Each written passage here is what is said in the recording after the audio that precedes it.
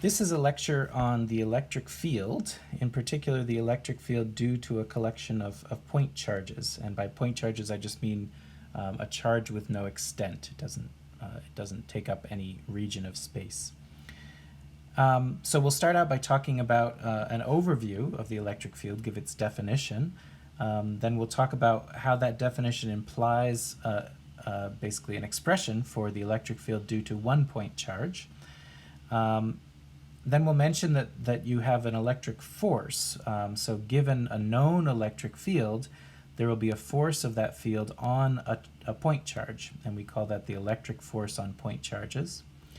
And then finally we'll do an example where we talk about the electric field at a point in space that is due to a collection of point charges using the stuff that we learned above. So let's start out with the electric field and its definition. We talked in a previous lecture about the electric force, or the Coulomb force, and the electric field is really just a generalization of that. So it's the force per unit charge at a point in space. And we find it by doing exactly that. So the electric field is defined to be the observed force on a test particle, so it's a test charge, divided by that test charge. So it's force per unit charge. So let's see what that means in practice. So this test charge is sort of your own tool. It's not a charge which the field depends on at all. It's just like a charge that you had in your pocket and that you bring out and hold up in a room here. Let's assume that your test charge is positive. So we'll just say that that's going to be greater than 0. The charge of that test charge is positive. And let's assume that you let it go and you observe that it accelerates. So maybe it accelerates off in this direction. So we'll just draw a little acceleration vector there. Let's also assume that this room is out in space. So there's no gravitational force, there are no other forces.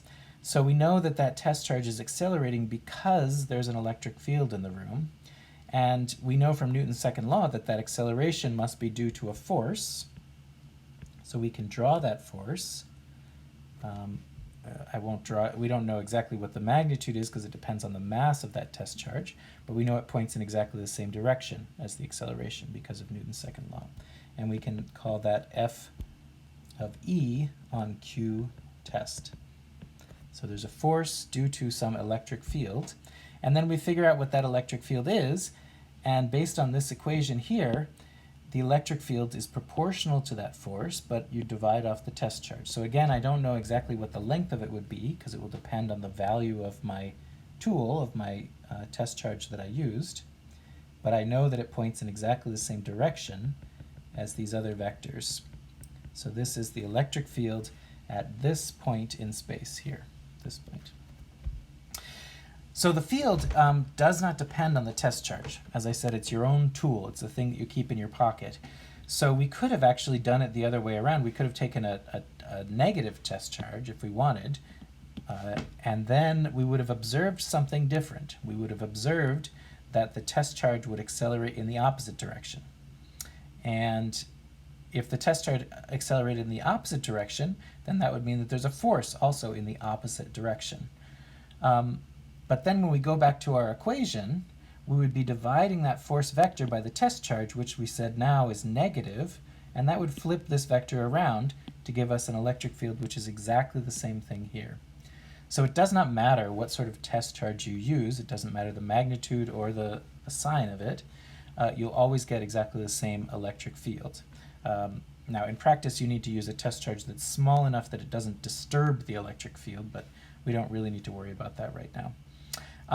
And also in practice, it's probably best to just simply assume that your test charge is positive, and then you don't have to do all that flipping around stuff that I talked about. So we should take a moment to talk about what we mean by the electric field, the field part in particular. And so if you're asked the question, what is the electric field in this room, we didn't really answer that question. All that we did was we answered what is the electric field vector at this point in the room. The electric field, what a field means, is a vector at every point. So if we were to actually be asked this question, we would have to go to every single point in the room and do exactly the same test. And at each of those points, we might find an electric field vector that points in a different way, and the collection of all those field vectors is what we call the electric field. So you must find an E vector at every point. So that's what it means to find a field. So it's quite a leap from what we've done in, for example, the first semester of this course, where we mostly talked about forces at a point, like the force on an object at a certain point. Now we're going to move to talking about fields, which are vectors at every point in space, and that complicates things a bit. Okay, so let's talk about the electric field of a single point charge. So we can use that definition above. I'm going to use this capital Q as my point charge. Generally, we use a capital Q or a lowercase q, either way. These are point charges, and if it's going to be a test charge, I'll say that. So this is just a point charge, but now it's an actual charge creating a source for an electric field. So let's try and determine what that electric field looks like based on what we know and based on the definition. So we can take a test charge. Well, first let's pick a point in space. Remember, we have to go to every point. And imagine, I'm not going to draw it this time, but imagine that I put a test charge there. Let's say that it's a positive test charge. And I guess I need to say that this source charge is either positive or negative. We'll assume a known source charge. So let's say that this is a positive source charge. So if I take my test charge and I place it here, and this is positive, then I know that a positive test charge will be repulsed by a positive source charge here. That's just Coulomb's law. So I know the force observed would be directly away. But because of my definition here, if the force observed is directly away, then the electric field should also be directly away. So I know that there should be an electric field vector at this point which points exactly away from my source charge. That's the electric field at that point. We could move to a different point in space, so let's say the same distance away, but over here maybe. Again, it's going to point exactly away, and it's going to have exactly the same magnitude because the magnitude of this is going to be determined by the force, and the force has a 1 over r squared in it. So as you get further and further away, the force gets smaller, and that means the electric field gets smaller because the force gets smaller. So this is the electric field at that point. If I move further away, so let's say that I moved to this point here, then my electric field would be smaller. In fact, it's going to drop off as 1 over r squared, as we said. So it points away, but it's smaller. And if I move closer, it's going to be bigger. So maybe it's going to be like this, something like that. Sorry, I didn't draw it so nice. So a closer point might have a larger electric field. So we see that the field points either towards or away from a positive or a negative source charge, respectively. If this was a negative charge, all these vectors would be pointing towards it. And then the field gets weaker, and that's because of the definition of the electric field and the fact that we know that for two charges, that force is just the Coulomb force, which drops off as 1 over r squared. Now, what about the magnitude of the electric field? So we can find that exactly. So let's do it. We can find it from the definition. So the definition says the electric field vector is the force vector divided by the test charge, but I can just take the magnitude of that equation. So the electric field magnitude is equal to the magnitude of the force of the electric field on the test charge divided by the absolute value of the test charge. In this case, it's not a mystery what this force is. In the case of a source charge, which is a point source, you're going to have a point source and a test charge, which are both point particles. So that force is actually just the Coulomb force. So this is our FQQ that we learned about as the electric force. And again, I still have the test charge, and this should actually be Q test up here. And the Coulomb force, we know exactly the expression for. We've done it before, so it's going to be K, and then we have absolute value of Q, absolute value of Q test, over r squared, the distance between them. And then we have absolute value of q test in the denominator. So what do we get? Well, the test charge drops out. As we said before, that electric field should not depend on the test charge. It's just your tool, and you're left with kq over r squared. Let me give myself a little bit of space for that. So we get an expression that is the magnitude of the electric field of a point charge. In fact, let's make it specific to that. Let's say that it's the electric field of a point source charge q is equal to kq, and we have to put an absolute value around it, over r squared, where r has exactly the same meaning that it did for the Coulomb force. So that's our expression for the magnitude of the electric field. So as a vector, the electric field of a single point charge, it points away or towards that source charge, depending on whether that source charge is positive or negative. And the magnitude of that vector is given by this equation here. And that's everything you need to know about the electric field vector. Now we can summarize that in sort of a neat way where we can show the electric field at all points in space. So as we said, the electric field is a vector at every point. So how do you do that? Well, you draw lines. So I'm going to take the two cases of positive and negative separately, and I'm going to draw these lines emanating away from the charges. In fact, I'll draw it for both. So these are two separate rooms isolated from each other. And then what you want is for these field lines to be everywhere parallel to the electric field vectors, and that's why I drew them like this. So the electric field vector at this point will point away, and I indicate that by drawing little arrows within the lines like this. So this picture is meant to show two things. It's meant to show that the electric field is pointing away wherever you see it. The electric field vector must be parallel. And the other thing is that as the field lines get further and further apart, that's an indication of the field getting weaker and weaker. The negative source charge will look almost exactly the same, except the electric field vectors should point towards that negative charge, and therefore the field looks like this. But again, it's strong here where the lines are close together, and it's weak out here. And that's really just a metaphor. So these things drop off as 1 over, the distance drops off as 1 over r, whereas in reality we know that the strength actually drops off as 1 over r squared. So if you were to draw this picture in 3 dimensions, then it would actually be correct. In 2 dimensions, it's really more of a metaphor. So one last thing before we do the example, and that is the force on a point charge due to an electric field. So basically what we can do is we can say, well, we know the definition of the electric field looks like this, but let's sort of invert it. Let's say that instead of having a little tool that is our test charge, let's assume that we know exactly what the electric field is, and that we have a real charge, a real point charge Q. And then we just rearrange this equation, and we get that the force of the electric field on the point charge Q is equal to the point charge times the electric field.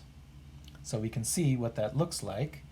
So I don't need to restrict myself to the field of a point charge anymore. I can just say, imagine that somehow an electric field that looks like this is formed, and let's put little lines, little arrows on it to show the direction of the electric field. So again, what this means is if you went to this point, you would find an electric field vector which looks like this. If you went to this point, you would also find an electric field vector that's parallel, but because the lines are closer together, it should be a longer, stronger vector with a larger magnitude at that point there. But what if we put a test charge in there? So let's take a test, not a test charge, but a point charge. So we put some point charge there. What will happen to it? Well, if it's a positive charge, then you have a positive number multiplying the electric field vector. So that means the force will be in the same direction as the electric field. So we can draw, let me do it in black, the electric force on that test charge will be pointing somewhere like this. So this is the force of the electric field on the point charge. Sorry if I said test charge. We don't have a test charge here, it's just a point charge.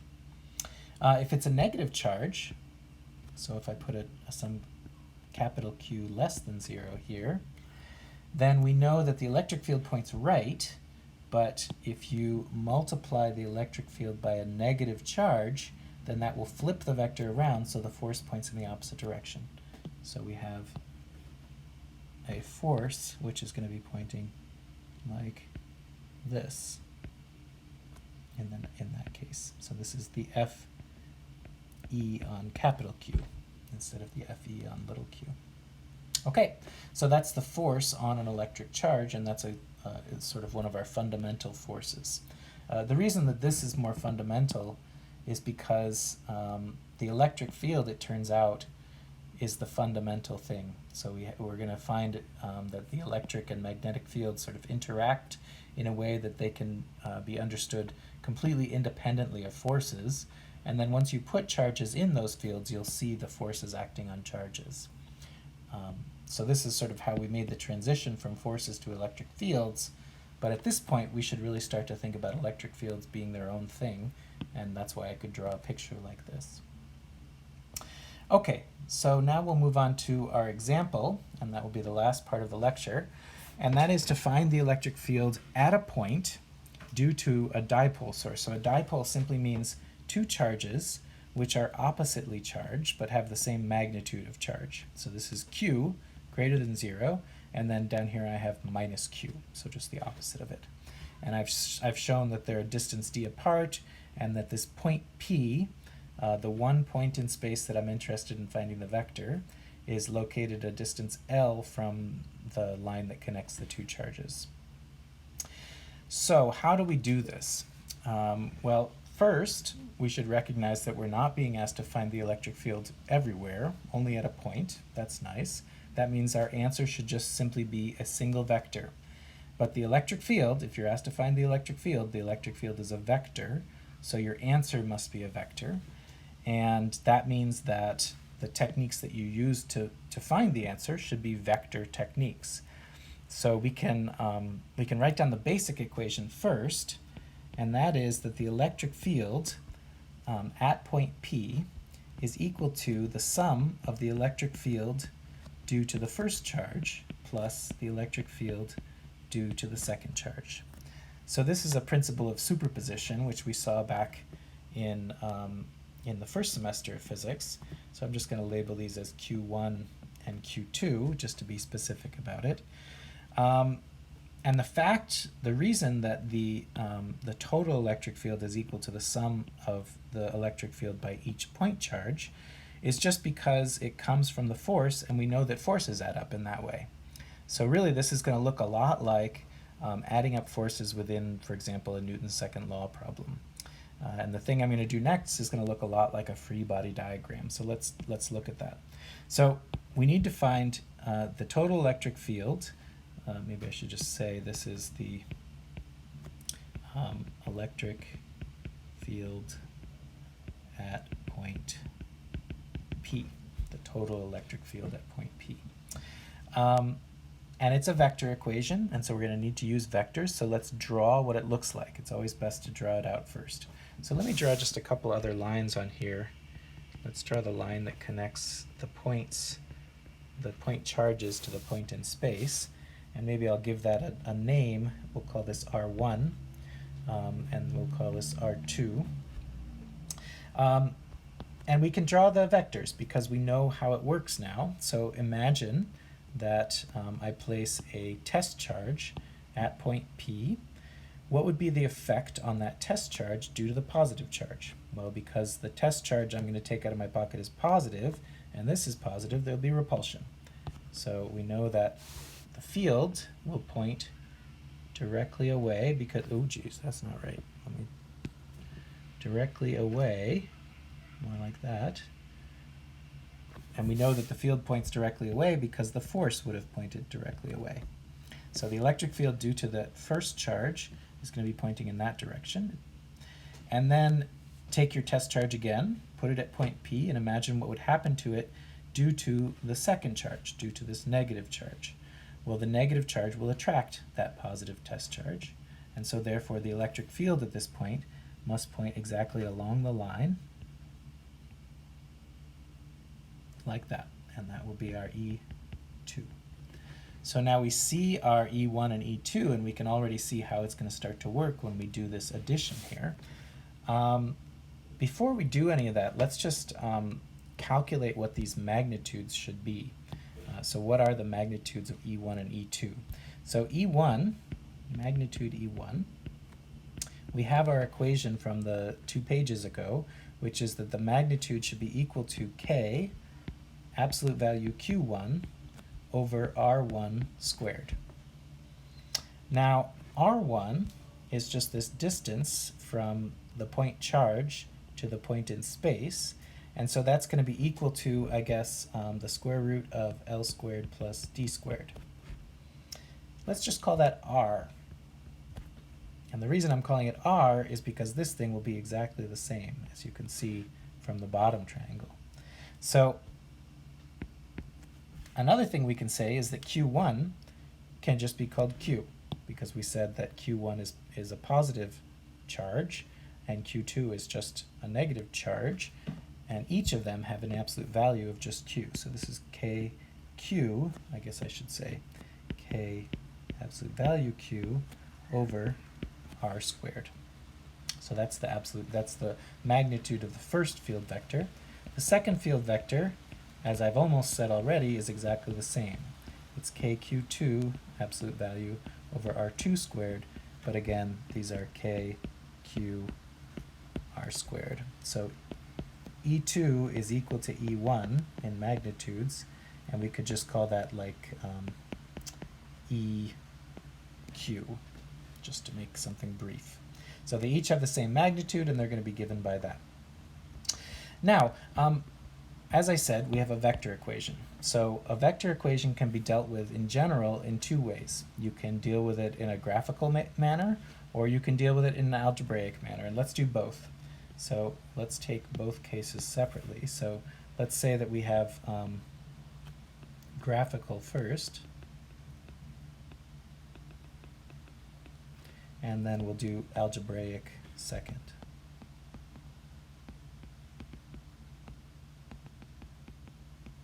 So the graphical method, what I mean is, you could just add up these vectors. We know how to add up vectors. I usually do it on a coordinate system. So let's take a coordinate system here, and I'm just going to take each of these vectors, so each one in turn, and drag it over to my coordinate system. So it looks sort of like I have this vector here, that's E1, and then I take the second vector and I put its tail at the head of the first, and that's going to give me E2.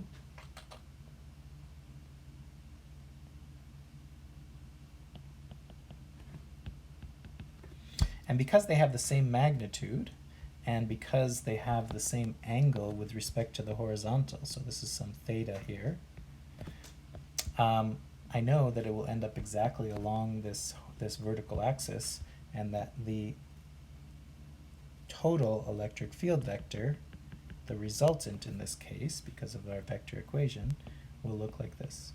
So that's our electric field vector. So I'm not going to do it, but you can imagine that you could find the triangle here. So we have a triangle that looks sort of like this, where we have let's call it EQ. We have EQ here, that's the magnitude of the two. We have theta here, and then we have the total E that we're looking for, like that. And that will solve our problem. You can do a little trigonometry here. To find the vector, you already know based on this picture that it points down. And then you can find its magnitude by finding, for example, this side of this triangle, and then you double it to get the value of the magnitude there. So that's the graphical method. The algebraic method is we just, let me rewrite the equation. Our equation we're trying to solve is E vector is equal to E1 vector plus E2 vector. And as a vector equation, we have to break it up into components. So again, I'll take a coordinate system, x and y, and let's look at the x component first. So I'm going to be looking for the x component of the total field vector, and that's going to be e1x plus e2x. And I have to find those components. So I look at first this e1 vector. I place it on my coordinate system. Here's e1. I project back to the x-axis, and this number is e1x. And it looks to me like this is theta, the theta that we were looking at in that picture. So then my e1x is going to be equal to the magnitude e1, which we said was just eq, and times cosine of theta. And it's a positive component there. The other one is going to look like this, e2 vector, and it's going to be projected back to this point. This is e2x. You can see that that's a negative number, but in fact it's going to be exactly the same negative number, because what is this going to be? It's going to be minus eq cosine theta, so ex is equal to 0. So we found one component, and notice that exactly agrees with our graphical method over there. Now we do the y equation, ey. You want to be looking back up here at the vector equation, just rewriting it exactly, except putting in components. So ey is equal to e1y plus e2y. And then we find them. So e1y, we project back to the y-axis and get to this number. And you can see that that's going to be a negative number. It's going to be minus eq sine theta. And e2y is going to be the same, also minus eq sine theta. So ey is equal to minus 2 eq sine theta. The e vector is going to be 0, comma, minus 2 eq sine theta. And then we need to say what we mean by eq. We already found it up above. eq is equal to kq over r squared. kq, absolute value, over r squared, but r squared wasn't given, so it's going to be kq over d squared plus l squared. And then we're done. Notice I didn't give you any numbers. You don't need numbers until right now. At this point, you could plug in some numbers to figure out what this value is, and then you could plug that in. Okay, that ends this lecture on the electric